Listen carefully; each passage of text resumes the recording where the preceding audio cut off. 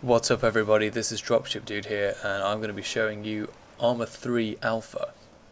I just bought this last night, installed it, and as you can see it is pretty freaking sweet to look at. The graphics are absolutely amazing. I was going to show you the settings I'm currently using at the moment.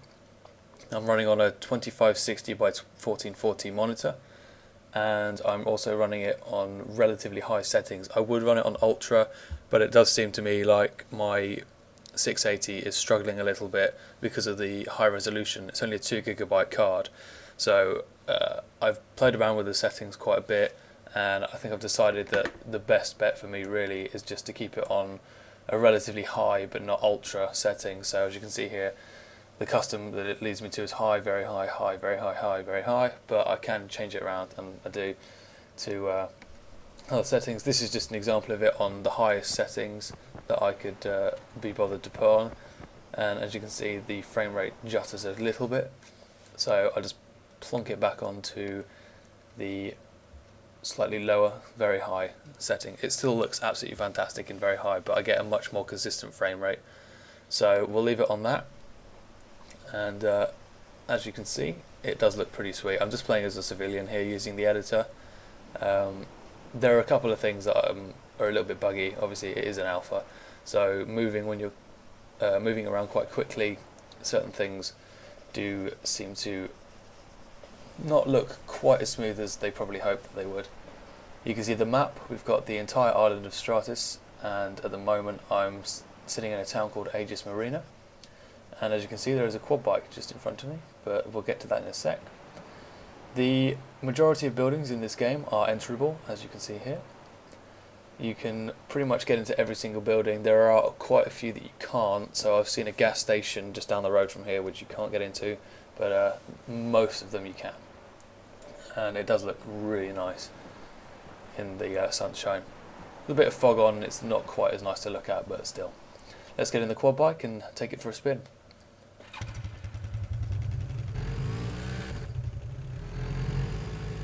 As you can see, even with these high settings on, the frame rate does struggle a little bit, but I'm pretty sure that's more down to the fact that my card just can't handle this kind of resolution at this kind of quality. The actual quality on the vehicles is pretty sweet. The driver display on the quad bike at the moment doesn't have a speedo on it. It doesn't actually work, but potentially they could be adding it later on. I'm not entirely sure. As you can see, the ground textures look absolutely amazing. One thing I have noticed is that the actual controls of the quad bike seem really sluggish. So at the moment I'm holding down the full speed button, so that's the E button, and I'm not getting very high speeds. I mean, it does eventually get up to decent speed, but it does take a while to get there.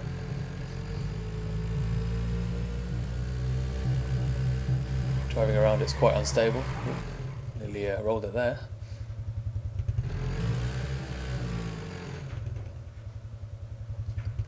So let's go quickly take it to the top of this hill, give you guys a little bit of a view of what's up here. Don't know if you can tell, but when I go into third person there, you can actually see the smoke coming from the exhaust pipe, which is a really neat addition, I think. It's pretty cool. Let's get another view of it from the side. So the island itself is absolutely gorgeous. The graphics look amazing. The grass, as it was in ArmA 2, is pretty damn good. So they've just improved it a little bit for ArmA 3. Whoa, fence, hello. Okay, let's just take it back down into the town.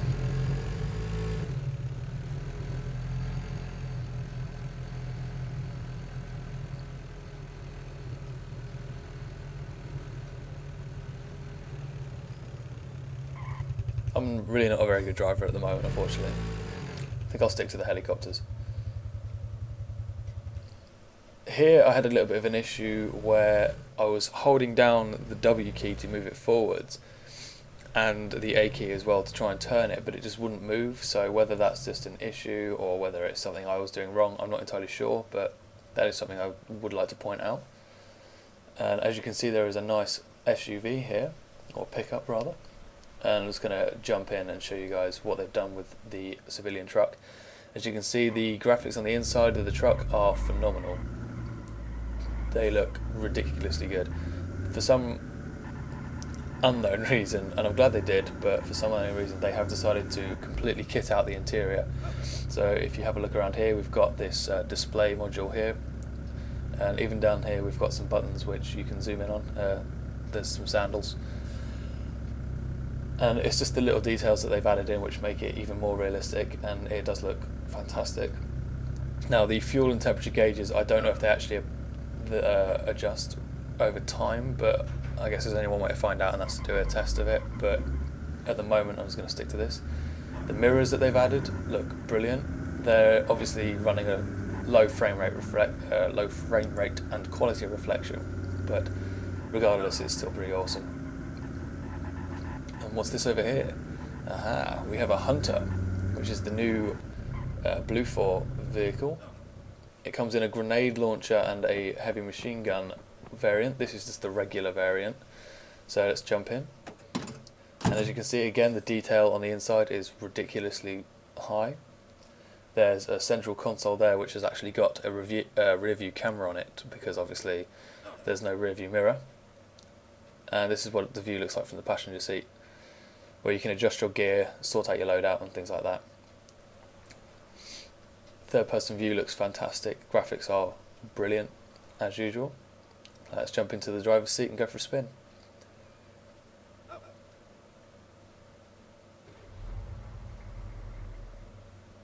Again, you've got the fuel gauge and temperature gauge along with the speed you're currently going and the revs, so nice little details there.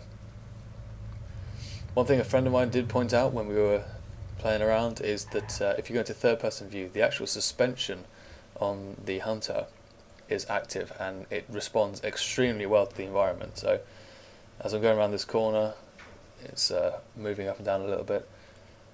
Oh, that's the wrong button. But if I quickly just take it over onto the sand, you'll see it reacts really well to the change in surface, and it just looks ridiculously realistic.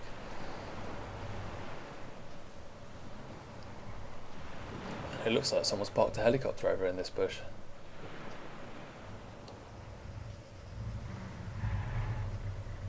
Why not have a look?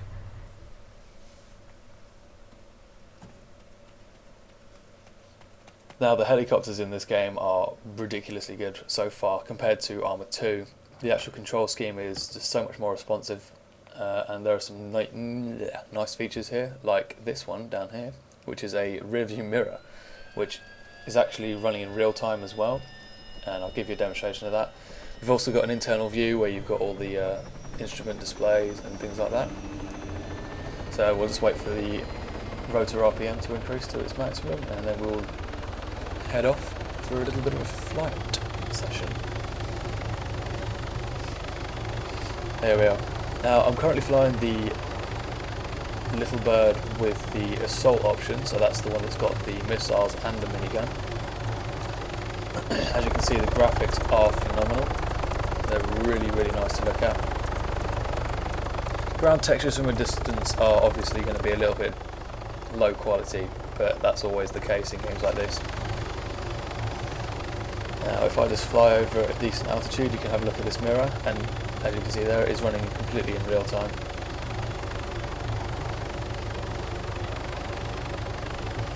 Shadow there on the ground in really high resolution, high definition rather. And let's just bring this back around.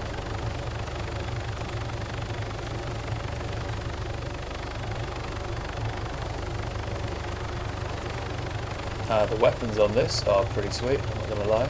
Let's just change to the minigun. The reaction of the water is pretty realistic as well. You get all the splashes like you did in the previous game. Just look at that solar flare though off the water. The reflection there is brilliant. There's no wonder why it takes up so much of my graphics card. Let's fire off for a couple more rounds.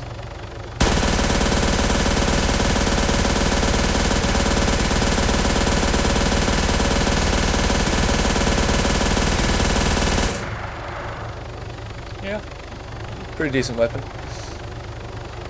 Now I'm just going to quickly fly this back round, do a little swoop, And we're going to unleash some of the missiles on the town below and show you some of the destruction physics, which I think have been greatly improved since ArmA 2. So let's let a few rounds off.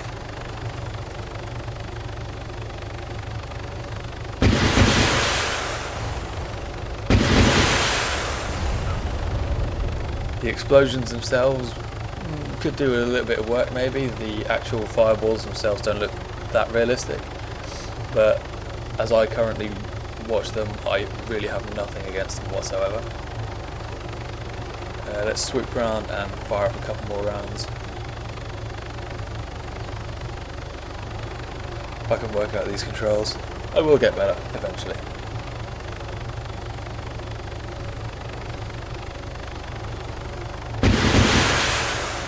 So as you can see, the smoke particles are fantastic as usual, but they do seem to render your frame rate a little bit lower. And if I swoop back around, just fire a couple more off and then try and find somewhere to land this bad boy.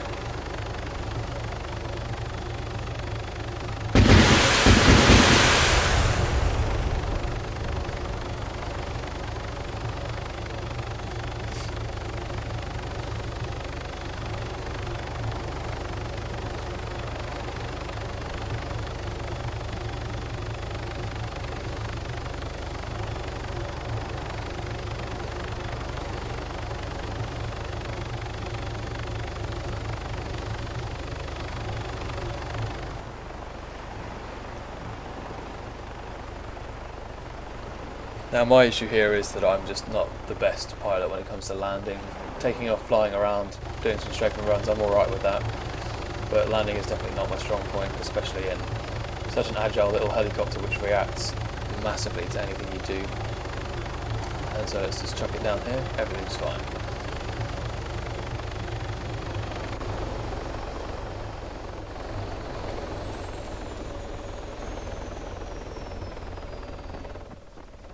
Now I'm just going to quickly head over to the destruction zone that was caused by the grand explosions we've been firing off.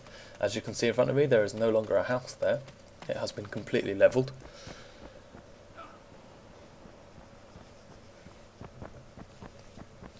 But in ArmA 2, if I were to try and traverse this destroyed house, it would be really clunky and you just wouldn't enjoy it at all.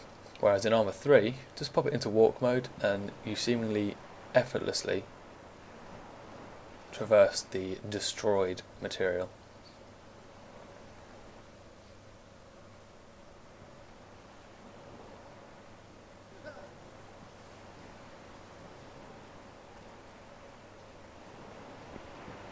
And if I head over here, you've also got the harbour.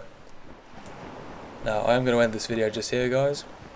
I will be taking a look at the water aspect of the game in due time.